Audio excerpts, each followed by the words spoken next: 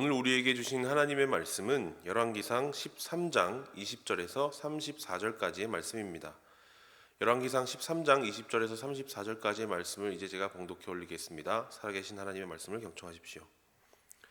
그들이 상 앞에 앉아 있을 때 여호와의 말씀이 그 사람을 데려온 선지자에게 임하니 그가 유다에서부터 온 하나님의 사람을 향하여 외쳐 이르되 여호와의 말씀에 내가 여호와의 말씀을 어기며 내 하나님 여호와께서 내게 내리신 명령을 지키지 아니하고 돌아와서 여호와가 너더러 떡도 먹지 말고 물도 마시지 말라 하신 곳에서 떡을 먹고 물을 마셨으니 내 시체가 내 조상들의 묘실에 들어가지 못하리라 하셨느니라 하니라. 그리고 자기가 데리고 온 선지자가 떡을 먹고 물을 마신 후에 그를 위하여 나귀의 안장을 지우니라. 이에 그 사람이 가더니 사자가 길에서 그를 만나 물어 죽이매 그의 시체가 길에 버린 바 되니 나귀는 그 곁에 서 있고 사자도 그 시체 곁에 서 있더라.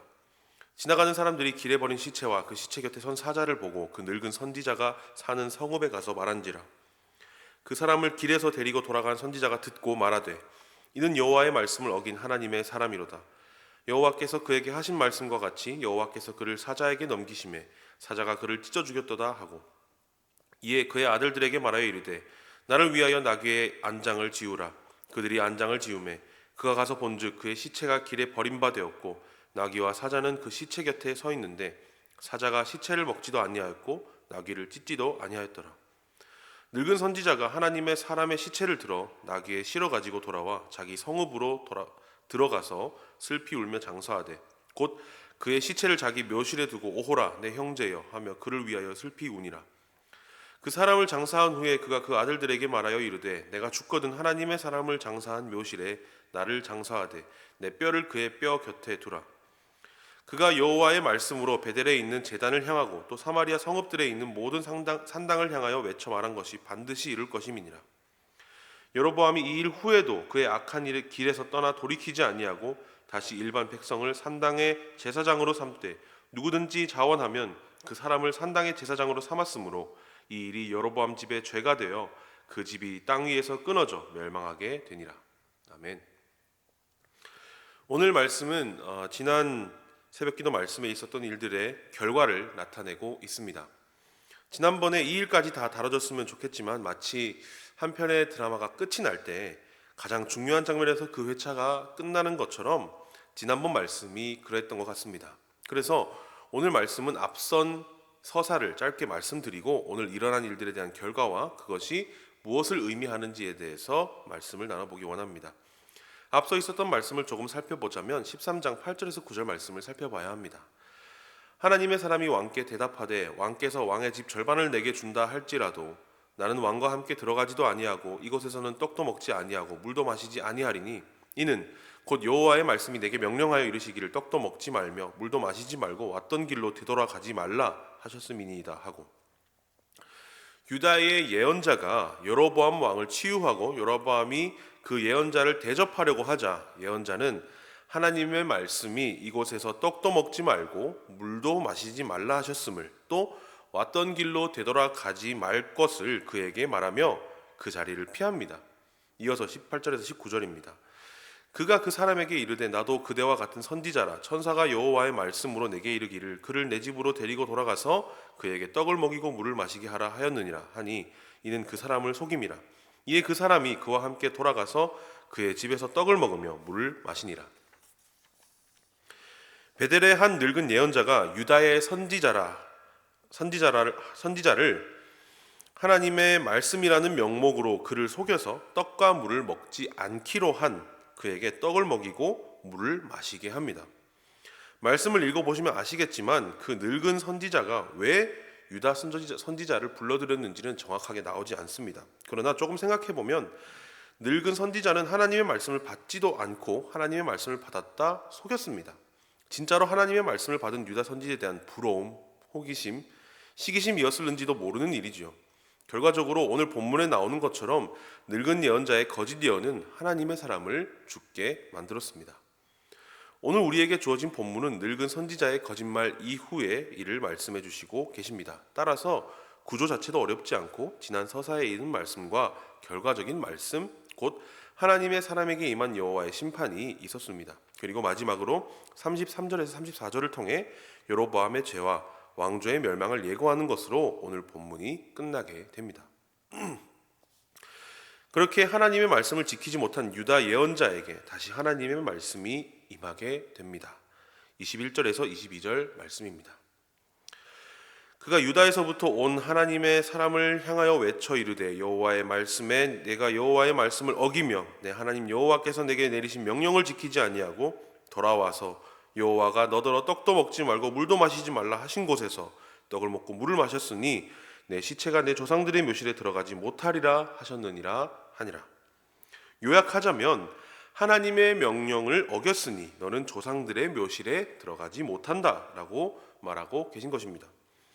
유대인들은 그때도 그랬고 아직도 그렇게 믿고 있는 것은 메시아가 이 땅에 올 때 완전한 육체의 부활을 믿고 있습니다. 그래서인지 예루살렘 도시 옆에는 무덤들이 정말 많습니다. 어떤 예루살렘 사진을 검색해서 찾아보면 그 예루살렘 성벽 옆에 작은 상자 같은 네모난 것들이 엄청 촘촘하게 박혀 있는 것을 보실 수 있는데요. 그것들이 다 무덤입니다. 그래서 자신들의 조상이 묻혔던 곳에 죽을 때 같이 묻혀서 메시아가 이 땅에 왔을 때 있을 완전한 육체의 부활을 통해 가족들과 함께 깨어나기를 원해서 그런 것이죠. 그런데 하나님께서는 유다 예언자에게 조상들의 묘에 묻히지 못할 것이라고 말씀을 하셨습니다. 이후에 일어난 일은 말씀을 바탕으로 요약해드리면 이렇습니다. 그렇게 유다 예언자는 늙은 거짓 예언자에 의해 나귀의 짐을 지우고 출발하게 됩니다. 하나님의 예언을 들은 이 죽음의 하나님께서 말씀을 지키지 못했다는 그 예언을 들은 유다 예언자의 표정이 어떠했을지는 저도 감히 상상하지 못하겠습니다. 망연자실한 표정, 모든 소망을 다 잃은 표정이 아니었겠습니까? 그렇게 출발한 나귀와 예언자는 사자를 만나게 됩니다. 그런데 사자는 배가 고파서 그런 것이 아니었는지 유다 예언자만 찢어 죽이고 옆에 있는 나귀도 죽이지도 또 먹지도 않았습니다. 또한 나귀도 공포에 질릴 법했는데 죽은 시체 옆에 사자와 함께 나란히 서 있다는 것을 늙은 예언자는 지나가는 다른 사람을 통해 알고 듣게 됩니다. 이에 늙은 선지자는 이렇게 외칩니다. 그 사람을 길에서 데리고 돌아간 선지자가 듣고 말하되 이는 여호와의 말씀을 어긴 하나님의 사람이로다. 여호와께서 그에게 하신 말씀과 같이 여호와께서 그를 사자에게 넘기심에 사자가 그를 찢어 죽였도다 하고. 자신을 예언자라 소개한 이 늙은이는 예언자도 무엇도 아니었습니다. 그저 하나님의 말씀을 유다 예언자가 받았는지 시험을 해보고 싶었는지도 모르죠. 그 동기가 호기심이었든 무엇이었든 이 유다 예언자를 결국에 죽게 만들었습니다.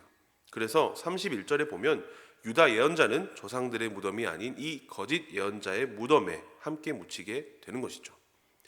이 일이 생기게 된 배경과 그에 대한 예고가 함께 33절과 34절에 나오게 됩니다.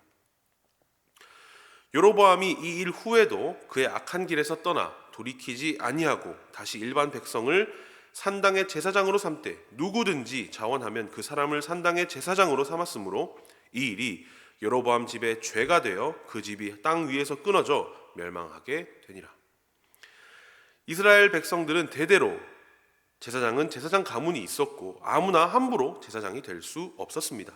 그런데 33절에 보면 누구든지 제사장을 세웠다고 적혀 있습니다. 이는 율법과도 맞지 않는 것이었고 하나님의 명령을 어긴 것이었죠. 하나님의 직접적인 명령을 거역한다는 것은 분명한 죄가 됩니다. 그래서 이 죄에 대한 결과로 여로보암의 집안이 끊어져 멸망하게 될 것이라는 말씀을 하고 계시는 것이죠. 하나님의 사람도 시험과 유혹을 받습니다. 그러나 그 시험과 유혹이 그럴싸하게 포장이 되어 있을 때는 우리가 그것이 시험인지 유혹인지도 모르고 넘어갈 때가 있습니다. 그러면 유다 예언자는 이 상황에 어떻게 했어야 합니까? 늙은 거짓 예언자가 하나님이 이러하겠다 거짓말을 했을 때 말입니다. 먼저는 하나님께 받은 그 분명한 말씀을 끝까지 믿고 지켰어야 했고 정 모르겠거든 하나님께 한 번 더 여쭤봤어야 했습니다. 지난 새벽 기도의 말씀과 함께 이어지는 이 본문은 우리에게 몇 가지 통찰을 제공합니다. 먼저 하나님께서 하신 말씀은 분명하게 지키신다는 것입니다. 하나님께서 불순종한 이 유다 선지자에게 조상의 무덤에 묻히지 못할 것이라는 그 말씀은 오늘 본문에서 늙은 예언자의 무덤에 함께 묻히며 하나님의 말씀이 이루어집니다. 우리가 당시 유대인이라고 생각하고 이 대목의 열왕기상 말씀을 읽는다라고 생각을 해봅시다. 하나님께서 그 하신 말씀을 지키시는 분이라는 것이 우리에게 분명한 교훈으로 다가올 것입니다. 두 번째는 지난 본문에서도 알 수 있었던 것으로 바로 하나님의 말씀에 순종해야 한다는 것이었습니다. 이 부분에 대해서는 두말할 것도 없겠죠. 마지막으로는 하나님의 일을 사람이 하려고 하는 것은 죄라는 것입니다. 여로보암이 누구든지 산당의 제사장을 삼았다는 것은 하나님의 일을 침해하는 것입니다. 하나님께서 이렇게 하라고 정해놓으시고 명령하신 것을 자의적으로 해석한 것조차도 아닌 자기 마음대로 그 일을 행했다는 것이죠. 제사장이 필요한 것은 맞지만 그것이 하나님의 방법으로 행해지지 않고 사람의 마음대로 그것이 행해진다면 그것은 하나님께서 원하시는 것이 분명히 아니며 죄라고 오늘 본문은 말씀하고 계신 것입니다. 이러한 교훈들을 가지고 새로운 한 주도 우리가 주님 안에서 다른 곳에 한눈 팔지 않으며 주위의 어떠한 미혹에도 주님의 말씀만 의지하며 하나님의 건의와 명령에 순종하며 살아갈 수 있는 우리들 될 수 있기를 주님의 이름으로 축복합니다. 기도하겠습니다. 순종이 제사보다 낫다고 하신 주님, 우리가 오늘 본 말씀으로 인해 하나님의 말씀으로 둔갑한 거짓말이 있음을 알게 되었습니다. 처음 우리에게 주신 하나님의 말씀을 기억하고 순종하며 또 그 외의 것들은 우리가 경계하며 살아갈 수 있도록 우리에게 지혜를 허락하여 주시옵소서. 하나님의 하시는 모든 일들을 우리가 인정하며 우리가 하나님 앞에 서는 것이 아니라 우리가 하나님 발걸음 맞춰 따라가는 겸손한 우리들 될 수 있도록 주님께서 인도하여 주시옵고 모든 것 살아계신 예수 그리스도의 이름으로 기도합니다. 아멘.